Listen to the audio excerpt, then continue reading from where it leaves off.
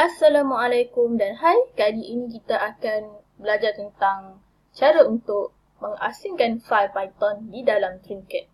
Baiklah, anda nampak simbol tambah di sini. Ya, klik di situ dan letakkan satu lagi nama fail Python. Misalnya saya ada new file.py.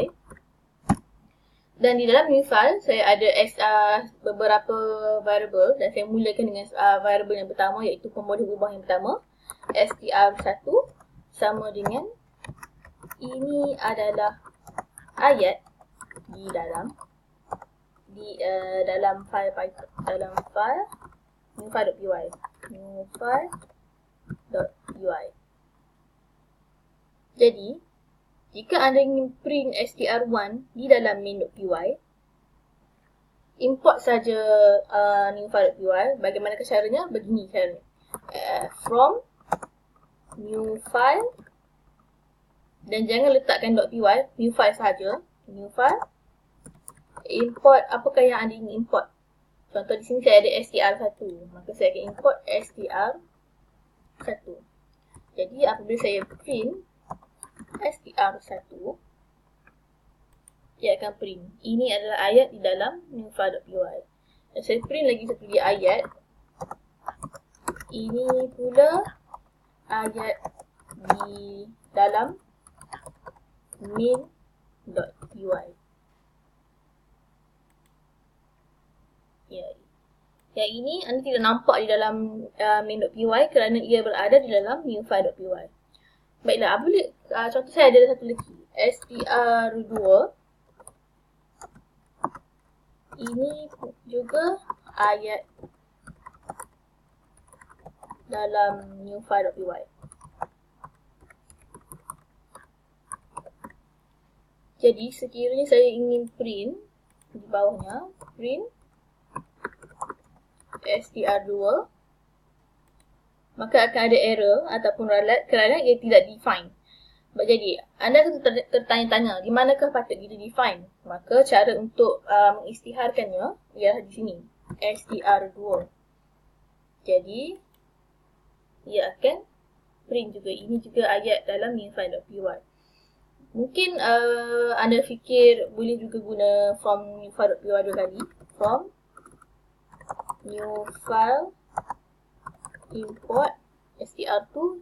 Ya juga boleh, tetapi ia akan membazir baris di sinilah. Jadi letakkan saja str2. Baiklah, sekian saya ada begitu banyak variable lain ataupun pemboleh ubah yang lain. Misalnya str3 pula. Ini ayat baru.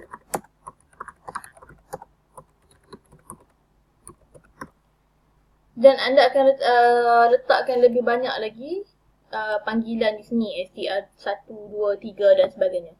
Untuk meringkaskannya, pada str1 dan 2, gantikan dengan bintang. Apakah maksud bintang? Bintang di sini bermaksud mengimport semua isi kandungan di dalam new file.py. Jadi bila saya letakkan print str3, maka tidak akan ada error dan ia begitu memudahkan programmer ataupun pengatur cara untuk menulis kod yang lebih ringkas. Baiklah, sekiranya saya ada pula di sini satu fungsi, boleh juga diletakkan di sini, def macam-macam ayat. Macam-macam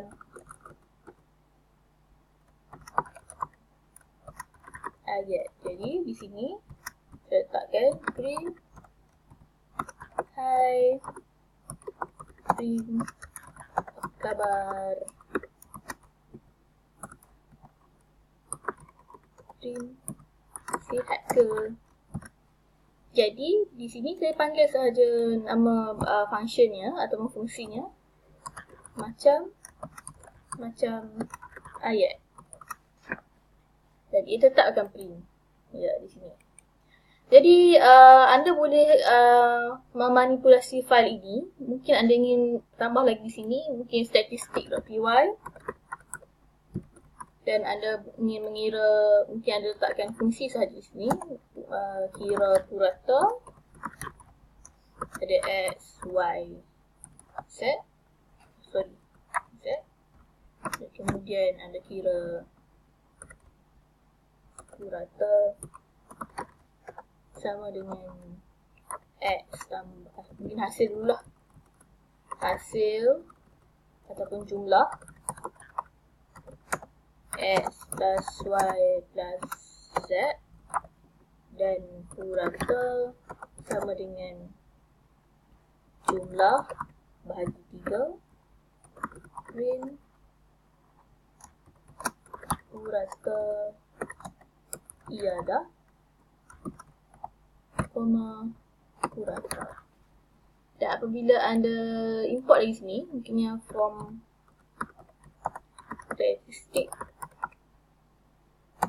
import semua dan anda letakkan di sini